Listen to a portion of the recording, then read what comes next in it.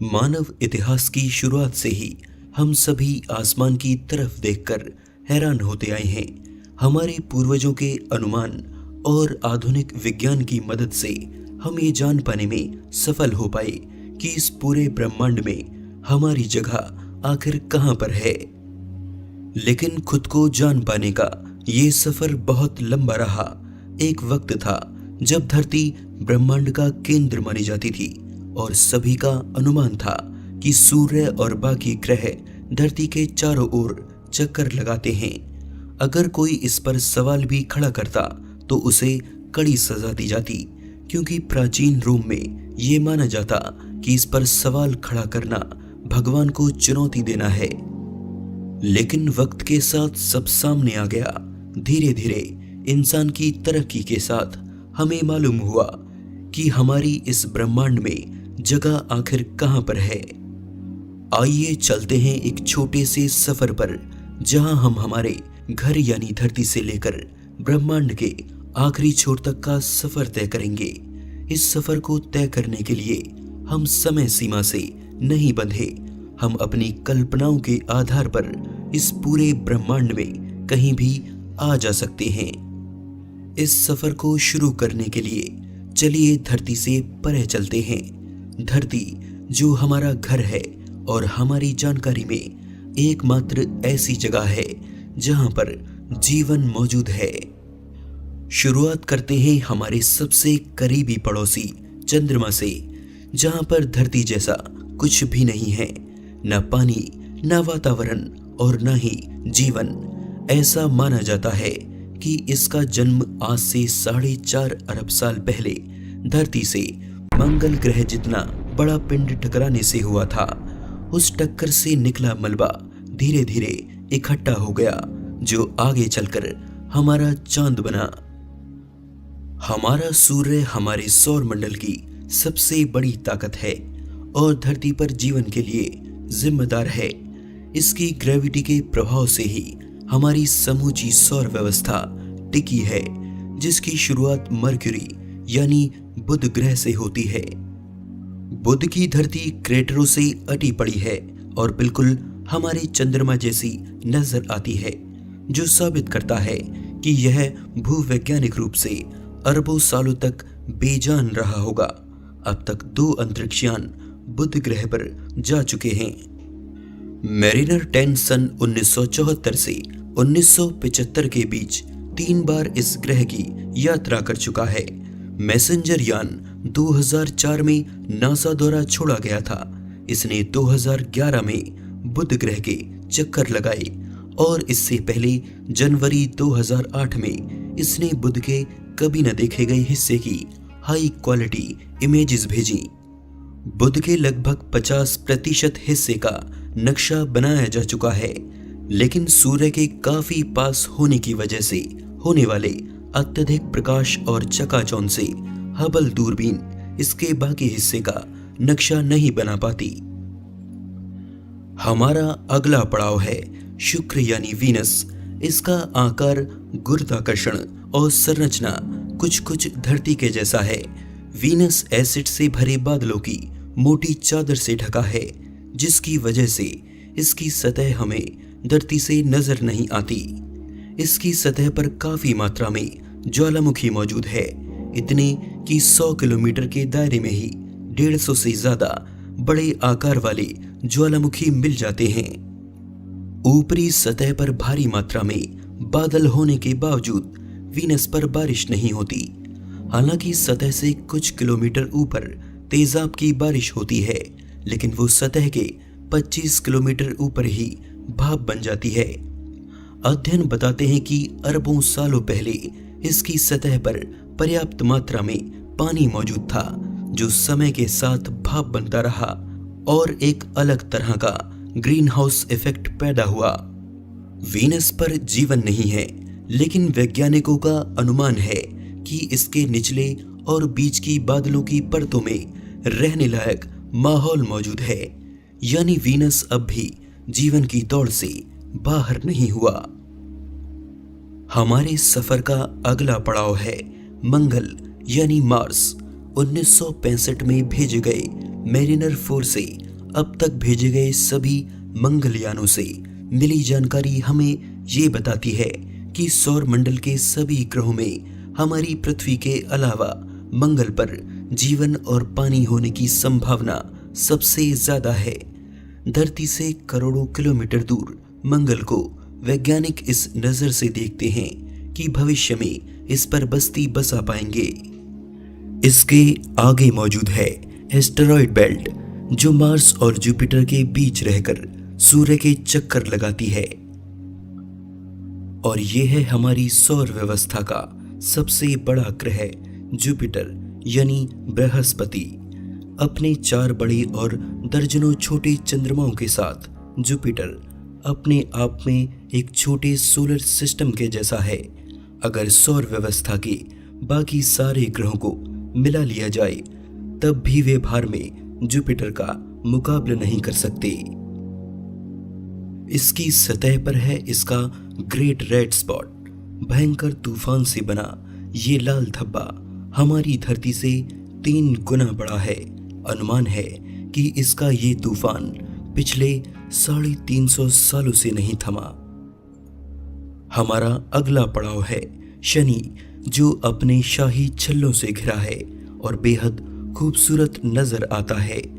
ये छल्ले बर्फ के कणों से मिलकर बने हैं और शनि की सतह से ऊपर लाखों किलोमीटर तक फैले हैं। कुल 62 चंद्रमा शनि के चक्कर लगाते हैं, जिनमें से टाइटन सबसे बड़ा और वायुमंडल को कैद कर कर रखने वाला सोलर सिस्टम का एकमात्र चंद्रमा है। इसके आगे मौजूद हैं यूरेनस और नेपच्यून, सौर व्यवस्था के सबसे बाहरी प्लेनेट, जो हमारी पूर्वजों की जानकारी से बाहर थे और जिनका पता इंसानों को टेलीस्कोप की खोज के बाद ही लग पाया। इन बाहरी प्लेनेट के आगे है कुइपर बेल्ट, जो पिछली वाली एस्टेरॉयड बेल्ट से 20 गुना चौड़ी और 200 गुना ज्यादा फैली है, जिसमें लाखों की संख्या में खगोलीय वस्तुएं मौजूद हैं, जो ठंड से जमे पानी, मीथेन और अमोनिया की बनी है। मानो लाखों छोटी छोटी बर्फ से बनी दुनिया यहाँ तैर रही हो, और हमारा प्लूटो इन्हीं में से एक है। और इसके आगे है मानव इतिहास का सबसे महान अंतरिक्ष यान वॉयेजर 1, जो अपने 40 साल के सफर को पूरा कर सौर मंडल से भी बाहर जा चुका है। ये हमसे लगभग 19 अरब किलोमीटर दूर है। ये मानवों द्वारा भेजा गया ऐसा यान है जिसने इंसानों को सबसे ज्यादा सौर मंडल के छिपे रहस्यों के बारे में बताया। हम आगे किसी और वीडियो में इसके बारे में विस्तार से बात करेंगे, लेकिन अभी आगे चलते हैं। इससे आगे आकर हमारा सौर मंडल लगभग खत्म हो जाता है और यहाँ से हमारा सूर्य एक आम तारे की तरह दिखाई पड़ता है। हम अपने सूर्य से इतनी दूर आ चुके हैं कि उसके प्रकाश को भी यहाँ आने में 1 साल लग जाता है। लेकिन यहाँ भी सूर्य की ग्रेविटी का असर खत्म नहीं हुआ है। अरबों की संख्या में छोटे छोटे कॉमेट्स अब भी सूरज के खिंचाव की वजह से यहाँ बने हुए हैं। धूमकेतु यानी कॉमेट्स का विशाल बादल यहाँ से हमारे सौर मंडल को घेरे हुए है, जिसे हम ऑर्ट क्लाउड कहते हैं। ये एक ऐसा विशाल बादल है जहाँ एक कॉमेट से दूसरे कॉमेट की दूरी करोड़ों किलोमीटर में है। इसलिए ऑर्ट क्लाउड वाकई में है या नहीं, इसका कोई सबूत हमें अभी तक नहीं मिला है। इसके अनुमान सिर्फ वैज्ञानिक आधार पर लगाए जाते हैं। माना जाता है कि ये बादल हमारे सौर मंडल की गुरुत्वाकर्षण सीमा पर है, जिसके बाद सूरज का खिंचाव बहुत कम रह जाता है और यहीं पर आकर हमारे सोलर सिस्टम का भी अंत होता है। लेकिन हमारा सफर अभी खत्म नहीं हुआ, आगे और भी रोमांचक यात्रा जारी है। अब हम ऐसी जगह से गुजर रहे हैं जो गुप्त अंधेरे से भरी है। हम यहाँ इंसानी आंखों से कुछ नहीं देख सकते, इसलिए हमें यहाँ इंफ्रारेड विजन की जरूरत है। इंफ्रारेड से देखने पर हमें इस अंधेरे में और भी कुछ अद्भुत दिखाई देने वाला है। ये है रोग प्लेनेट, ऐसा ग्रह जिसका कोई तारा नहीं है और जो इस अंधेरे में अकेला भटक रहा है। हमारी गैलेक्सी में ऐसे प्लैनेट्स की संख्या करोड़ों में हो सकती है।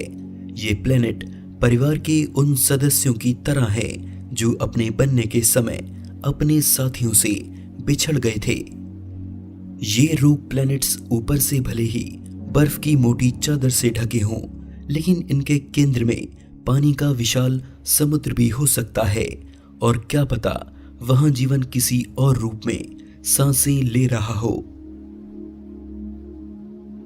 अब हम अपने सफर का अगला पड़ाव खत्म करने के करीब हैं।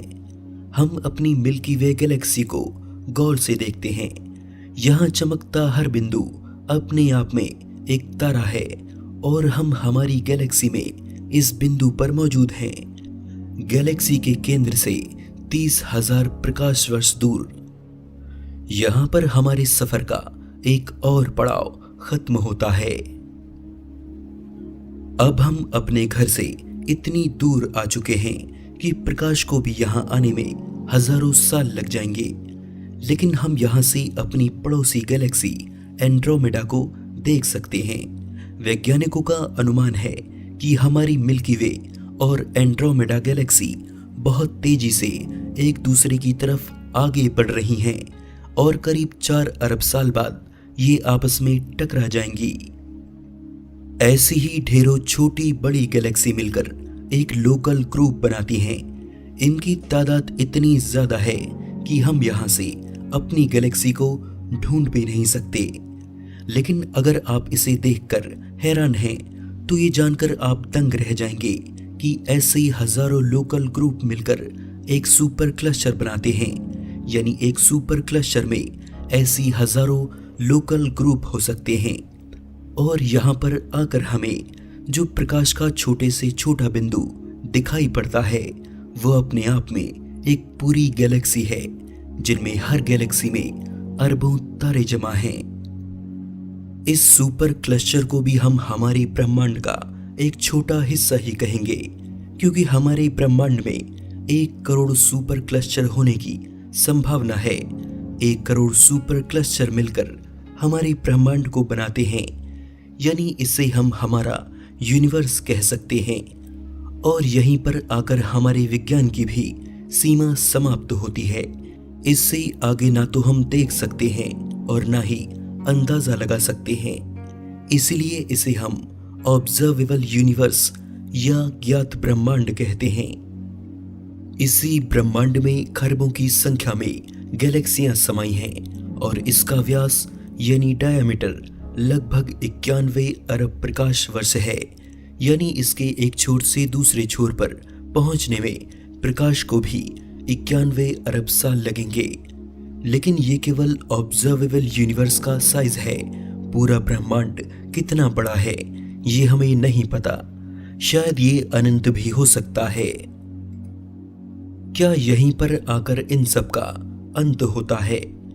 कुछ लोग इसे अंत मानते हैं, लेकिन कुछ का मानना है कि सारे तारे, गैलेक्सीज और सुपर क्लस्टर से बना ये ब्रह्मांड समुद्र में तैरती एक बूंद की तरह है, जहां इसके जैसे और ब्रह्मांड होने की अनगिनत संभावनाएं हो सकती हैं, जिनका कोई अंत नहीं है। 2 या 2 से ज्यादा ब्रह्मांड वाले इस सिद्धांत को हम मल्टीवर्स यानी महाब्रह्मांड कहते हैं। लेकिन ये सिर्फ एक अंदाजा है और ये अंदाजा गलत भी हो सकता है।